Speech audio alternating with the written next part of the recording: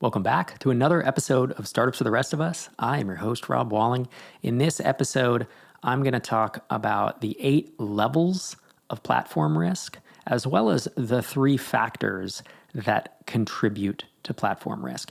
And I'm not just going to talk about the traditional, I have a Shopify app or, heaven forbid, your WordPress web host this week, but I'm going to look at platform risk from a sense of any type of reliance on an external platform. So if you use SendGrid to send email, how does that factor in? If you use AWS for your hosting, or you use an open source package like WordPress. And honestly, this is a framework I came up with a few months ago, and I jotted it down in a Trello board I keep for podcast episode topics. And I was just going to pull it out at some point, probably put it in a book, I'm sure talk about it on the podcast. And then the WordPress WP engine kerfuffle flared up. By now, that's a couple weeks old. But it did remind me that I had this and had never really done a full refinement on it. And so this podcast episode is a way for me to kind of bring that out and talk through my thoughts of platform risk as I see it. Especially, it's probably any startup, but realistically, there's a little bit of a B2B SaaS bent to it, right? Because that's the 191 investments I've made. And so I've seen different forms of platform risk blindside companies in different ways. And that is the basis for today's episode. Before I dive into that, tickets for MicroConf New Orleans are on sale. You can go to microconf.com/US if you'd like to grab your ticket. The event is being held next March of 2025. Speakers are yet to be announced. And of course, I will be there in New Orleans. And if you want to get together with about 250 of your favorite bootstrapped founder friends, head to microconf.com/US. The tickets right now are the least expensive they will ever be. And they will go up in price, I don't know, in a few weeks or a month or whatever. In addition, we are going to sell out. We sold out our Europe event. I believe we sold out Atlanta last April. So if you want to get a ticket, there is no reason to wait. microconf.com/US.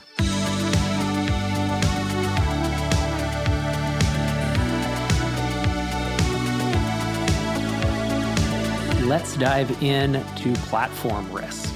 So I'm going to start with these 3 factors that contribute or define platform risk. And each of these you might think of on a scale, whether it's 1 to 10 or 1 to 100, there can be a small amount of risk for a specific factor or a large amount. So the first one I think of is a replacement. So if you are on a platform, whether that is using SendGrid to send email, whether it is hosting on AWS, whether you built a no-code app in Airtable or Bubble, whether you are a Heroku app or a Shopify app, is a replacement available for this platform? And how hard is it to switch? And is the pricing approximately the same? So there are more questions than that, but those are kind of the high level. So it's replacement. So we might think of, well, what is an easy replacement where it's available, it's not that hard to switch, and it's a commodity, so the pricing is the same? Well, that is something like, I would say, SendGrid, Postmark, Mandrill, Mailgun. The switching cost is real. It is a thing. But it's connecting to a new API, and it depends on how deeply you're integrated, obviously. But that switching cost is not catastrophic. And pricing in that space of sending email, or even SMS, I think of Twilio and, the cajillion SMS APIs out there. There are a lot of replacements available. So that's going to be a much easier spot. But what if you are built on Shopify's API and you are in the Shopify App Store? Is a replacement available? How hard is it to switch, and is it priced the same? Well, the pricing doesn't necessarily make sense in that context, but, is a replacement available? How hard is it to switch? It's kind of like, no, there really isn't a replacement. And switching is basically impossible, right? Because if you were just a Shopify app and you're like, well, they kicked me out of the App Store or they took my API access away. It's like, well, we can go build a BigCommerce, a Magento, a WooCommerce version, but it's not the same. It's not a replacement. And that's not really switching costs. That's just spinning up a whole new product, right? So the hard to switch is just astronomical. So when we think about replacement from 1 to 10 or 1 to 100, that takes you from easy to hard, at least in my mind. So the first factor was replacement. Second one is customer concentration.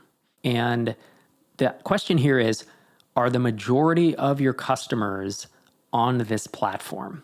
Meaning that if you were kicked out or the API access were shut off, or somehow the platform suddenly said, you're on Twitter's API and they say, we need you to pay us $12,000 a month now to maintain it, are 80%, 90%, even 70, 60% of your customers on this platform in a way that essentially will decimate a huge amount of your revenue.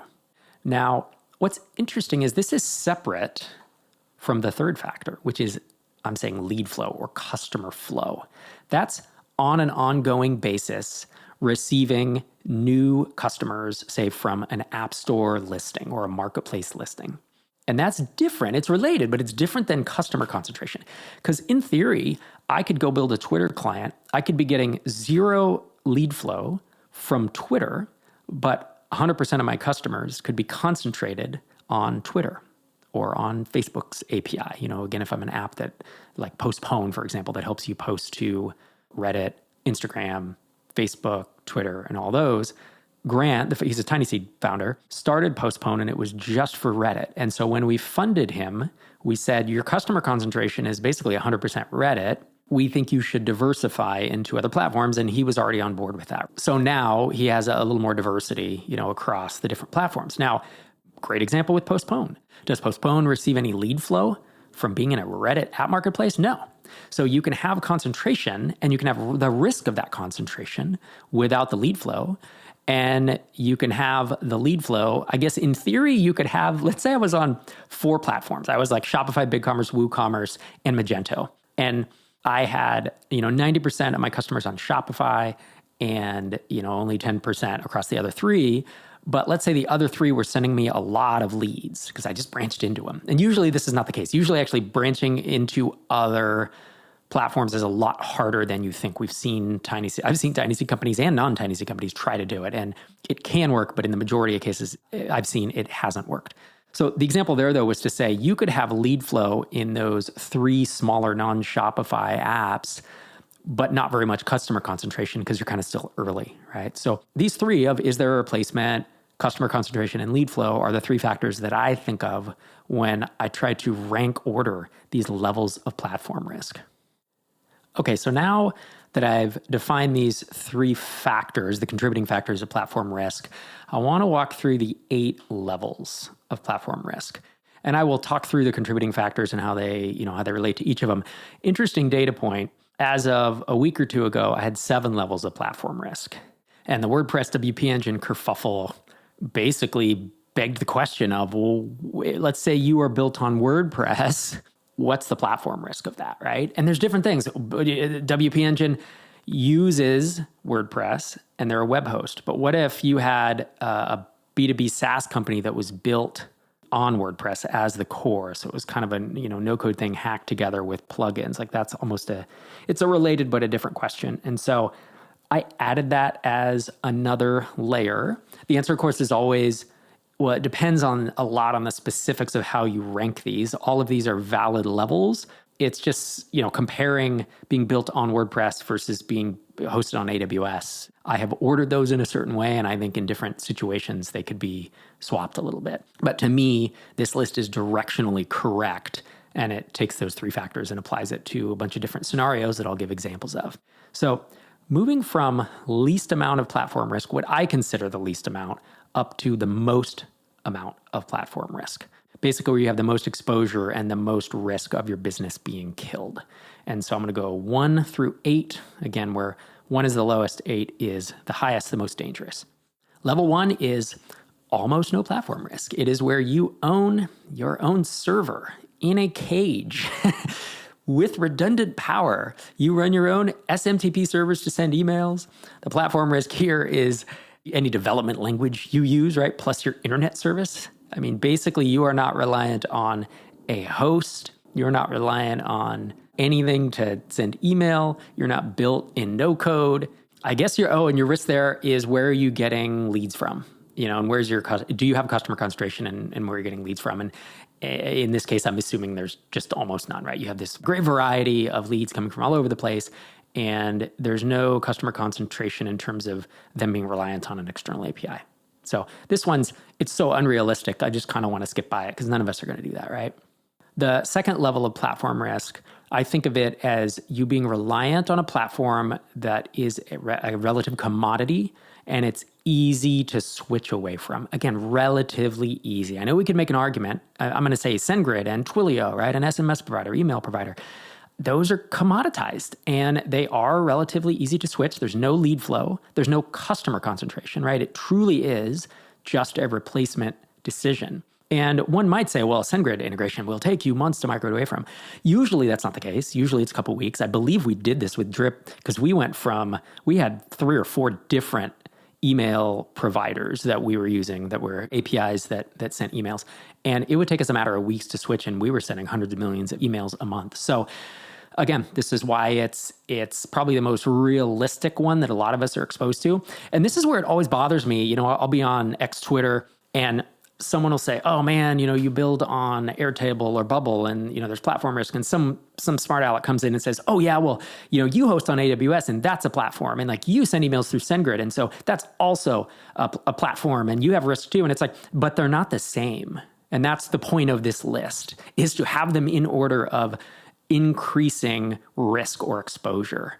And I think being reliant on a commodity, whether it's hosting or whether it is, an API of some sort, I think at the same level as like, imagine if you have a VPS or you have like a Docker container and you're on commodity hosting somewhere and you can basically just pull that and spin it up in, I don't know, half a day, 2 days, whatever. It's that relatively low switching cost and it is commoditized. I think that fits in this category as well. So the third level of platform risk, which is just a little riskier than the one I just mentioned, is when you're using these large cloud providers, Amazon Web Services, Google Cloud, Azure.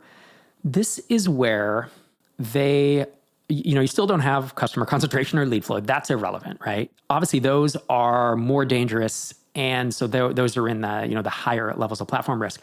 But moving away from AWS, GCP, Azure, whoever else, it's not just spinning up a Docker thing and moving the VPS or whatever. I think the switching cost is significantly more than moving away from an API, like a SendGrid or an SMS, because this is the infrastructure where your entire app is, and you start to get reliant on a lot of services. And so this one also has a varying degree. It's a slider of like, well, if I'm only using an EC2 instance and everything's there, then that, maybe low-ish switching costs. But by the time I have auto scaling and I have 6 different types of servers, because I have the front end and the API and I have a database and I have Redis servers and I have Sidekick workers and I'm using Amazon's, they're not proprietary, but they're more like the Redshift thing. And I'm using a bunch of stuff in Amazon, like switching away from that at that point becomes very, very painful. And migrating to another platform, you just, again, that's why it's the third level, I think, of platform risk. Now, if it's such a pain to switch, why do I think the risk is relatively low? Because at least to date, AWS, GCP, and Azure they're not in the business of being aggressive. They have no motivation their business model is selling you stuff for a certain amount of money. And so they want you to be happy. They keep rolling out new stuff. They keep dropping prices, right? It's the opposite of, I'll get to it in a second, but like the no-code providers, right? Where they keep raising prices and where any of those could go out of business any day. And they're not profitable, right? For the most part, I think most of the no-code providers have raised a bunch of money and are still not profitable. And that's where judgment call like AWS, GCP, and Azure, I don't think are going to be aggressive and make people want to migrate off, unlike other startups that are still in that early, say, monetization or growth phase. So that was the third level, which was medium to higher switching costs. There are replacements available, again, AWS, GCP, Azure, and others, but there's no lead flow or customer concentration. Hiring senior developers can really move the needle in your business, but if you bring on the wrong person, you can quickly burn through your runway. If you need help finding a vetted, senior, results-oriented developer, you should reach out to today's sponsor, Lemon.io. For years, they've been helping our audience find high-quality global talent at competitive rates, and they can help you too. Don't just take my word for it. Listener Dylan Pierce had this to say about working with Lemon.io. The machine learning engineer they helped me hire was very professional and even learned a new tech stack to set up an environment to train and deploy machine learning models. He documented his work clearly so I could train it in the future with additional data. I'm super happy with the results. And longtime listener Chaz Yoon hired a senior developer from Lemon.io and said his hire, quote, definitely knew his stuff, provided appropriate feedback and pushback, and had great communication, including very fluent English. He really exceeded my expectations. Chaz said he definitely use Lemon.io again when he's looking for a senior level engineer. To learn more and get a 15% discount on your first 4 weeks of working with a developer, head to lemon.io/startups. That's lemon.io/startups. The fourth level of platform risk is the one that I added for the WordPress kerfuffle. And here's the interesting thing. I have open source software like WordPress. And so that's kind of vague as the fourth level. Here's the thing. There's no customer concentration. There's no lead flow. The question is there a replacement? Is it easy to switch? And is it priced the same? Well, open source software doesn't have to be free as in price, free as in beer, but most of it is, right? I think the majority of it is. So price is probably less relevant. The question is, how hard is it to switch and is a replacement available? And the further question that begs is, well, how deeply are you integrated? Because if we look at WP Engine, that is obviously reliant on WordPress, couldn't WP Engine just fork the WordPress code? Because I believe it's GPL, right? They fork it. Now, I guess then there's a whole plugin ecosystem. I don't know what happened with there. So that's I don't know. It feels like there's risk there, but they have options. If you were a SaaS company and you had built your entire SaaS or your, no low-code SaaS or your entire productized service, say, around WordPress, and suddenly WordPress changed their licensing or they, broke all the plugins that you use and they just broke your business, what would be the replacement for that? Well, you'd have to go and build it somewhere else, right? You'd have to go build it in no code, have code written, do it manually. I don't think a replacement in this case, it's the job to be done. I know Ghost is similar to WordPress, but the job to be done of what you've built in WordPress, I don't know that it translates so well to just another CMS. And so this one's interesting in that longer term, I have this at 4 right now, meaning it's higher risk than say your, AWS, GCP or cloud provider. This would have been probably down around 2 or 3 before the WP Engine WordPress kerfuffle. And this is how weird these things are, is that given that WordPress has shown that they are going to be aggressive, not making themselves out to be a friendly platform right now. And so I think that is why, for sure, I kicked them up in terms of the actual risk. The big question is, if you had a business built on WordPress, how hard would it really be to switch? And if, in a week or 2, we could build it in Bubble, then this really should probably be down more around SendGrid, the number 2, right? SendGrid SMS providers are where it's a commodity and it's easy to switch. That's more of how I would feel about it. But if your business is a $2 billion business that completely relies on the plugin ecosystem and you're at the mercy of WordPress, then I do think that there is a significant level of platform risk. So level 5 is high switching cost, but there are replacements and there's no lead flow or customer concentration. The best examples I can think of here are no code. It's building on Airtable Bubble. I was putting Stripe in there. I don't know that Stripe fits or doesn't. I guess switching from Stripe's kind of a pain. And I guess it depends on, are you in their subscription ecosystem as to whether it's like a medium or a high switching cost. But in any case, this is where in order to switch, you kind of have to rebuild everything from scratch, right? There is no export your code from any no-code platform I've heard of. And if you could, how do you import it into a different platform where it's all just proprietary tech, right? And this, again, is where the argument that some no-coders make, or just some people make, is like, everything has platform risk. And it's like, yeah, but they're not all the same. It gets worse. If you're a Shopify app, it's a super aggressive platform. That's worse than all the ones I've mentioned so far, and we'll get to that one in a minute. And so the idea here is that if you've built $1 million business and it's a Bubble app, how long would it take you to completely rebuild that in another platform? If Bubble 10x their pricing, if Bubble went out of business, if Bubble had 2 weeks of outages. And one might say, well, couldn't AWS 10x their pricing? Yeah, highly, highly unlikely. I just don't see it. That's not been the pattern. But what about AWS going out of business? highly, highly unlikely. And that's why I put them down at the 2 level. And is AWS going to have a 2-week outage? Again, highly, highly unlikely. A small no-code startup is more likely to have any of those, black swan-ish events happen. And that's why I have them at number 5. Coming in at number 6, I have all your leads coming from a single marketing channel such as Google. So basically, it's 100% lead flow risk. Now, I'm not including app stores in this, like app marketplaces. I will get to those. Those are 7 and 8. But in this case, I'm thinking of being solely reliant on a single flow of leads. And I think, is that a platform risk? I do think there is risk there. There is no replacement. Usually, right? There's no direct replacement. If you rank in Google and you get amazing organic search, trying to replace that with something else, switching costs is irrelevant because you can't do it, right? Customer concentration is irrelevant because they're not reliant on Google, once they come through SEO, but your lead flow and your growth plateauing feasibly, it could kill the business. And here's what's interesting is you'll notice in these 8 levels, the lower end ones are all kind of technology, and it's the business factors, it's the growth and new customers and customer concentration that I've put at the 6, 7, and 8 spot, because those are the ones that are so hard to replace. And I've seen several businesses killed. You talk about Google changing their algorithm, every 3, 6, 9 months, and entire affiliate businesses that were doing millions of dollars basically go to zero overnight. So the reason I have this as number 6 is that if Bubble 10x their pricing or had a big outage, you could rebuild that.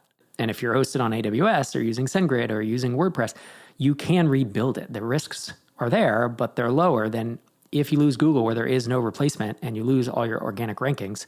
It can be existential to the business. The 7th level of platform risk, I've put a friendly app ecosystem. So an example of this is Heroku.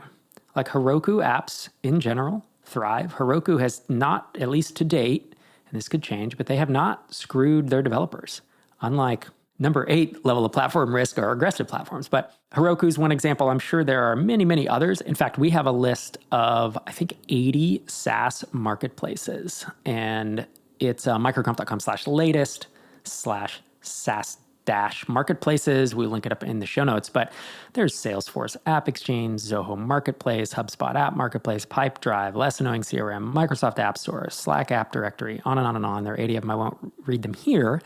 And look, here's the thing. Can I name all of the ones that are friendly and all the ones that are aggressive? No, because I don't know enough about them. I would guess that big companies like Salesforce and now Slack, because it's owned by Salesforce, are kind of a pain in the ass. And if they're not yet, that they will become that. And I would guess that smaller companies and those that have not yet been acquired by a bigger player, a public company or private equity are going to be likely more friendly. But those are just guidelines. This is, if you think about this, it's theoretical in a way of like, well, a friendly platform is friendly until it's not. And that's really what platform risk is when we think about the aggressive platforms that I'll name in level 8, they all were friendly at one point. And so that really is the scary part of being built on an app marketplace and why being in a marketplace holds the 7th and 8th spot in terms of platform risk. And the 8th and final level of platform risk is, of course, an aggressive platform. This is where there is no replacement. You basically have 100% customer concentration. You have 100% of your lead flow from this platform. And the platform is not developer friendly. So this is Shopify, Twitter, Facebook. I'm sure there are more that I could pontificate about. I'm naming these because they have completely decimated companies that we've heard about or that I've invested in. You hear Jordan Gall talk about Shopify coming after Carthook, and that's not the first nor the last time that Shopify will do that. We heard Twitter jerk around anyone using their API once Elon Musk bought it, and I think they did this. Didn't they do this about 8 or 10 years ago with Twitter clients? I actually don't remember, but they did something big back then. Facebook, do you remember, I think it was Zynga, right? That was doing tens of millions of dollars on the Facebook app marketplace, and Facebook just pulled the rug out from under them because they don't give a shit about their developers. I mean, they've been pretty obvious about that. They care about Facebook and no one else. And so there are other aggressive platforms. Again, I do not have an exhaustive list because I just don't have experience with all of the 80 platforms that we've listed, at that microconf link I said earlier. And so this is where there's just an existential risk. If that you have a Shopify app that's doing millions of dollars a year and they come a knocking, you're getting all your leads from them. Your customers are concentrated on their platform and there just literally is no replacement. There's nowhere to switch. Again, we can say, we could go to BigCommerce, WooCommerce, and these other things, but it's not the same. Like that's starting a brand new business. And that risk that we've seen play out many times. And that's why these app marketplaces are number 8 in my list of 8 levels of platform risk. Hope you enjoyed this episode. I think the list is directionally correct, and I could see either there being another one added. If someone were to email in questions@startupsfortherestofus.com, or you hit me up on X Twitter @RobWalling, I think there might be another one that I've maybe not thinking about, or I could see them gently reordering, because there is a little bit of an it depends, right? I said it's like if you're built completely into WordPress and completely in it, it depends on is your switching cost low, medium, or high to rebuild it somewhere else. Like that could move that one up or down by one, but it's not going to move it 2-3 slots, right? It's not going to suddenly become as bad as having a Shopify app where they are just known to be really aggressive with it. So that's what I mean when I say I think the factors are in line, and I think the list is pretty tight. And, again, directional correctness, such that next time someone on X Twitter says, everyone has platform risk, you can chime in with, well, there's different levels of it. And here are 8 of them. You can come to this podcast episode. They'll obviously be listed out in the show notes. And I'm certainly going to be referring back to this in the future, probably included in a book or course at some point, because I do think it's helpful for us all to have a paradigm and a framework around it. So thanks so much for listening this week and every week. It's great to have you here. This is Rob Walling signing off from episode 735.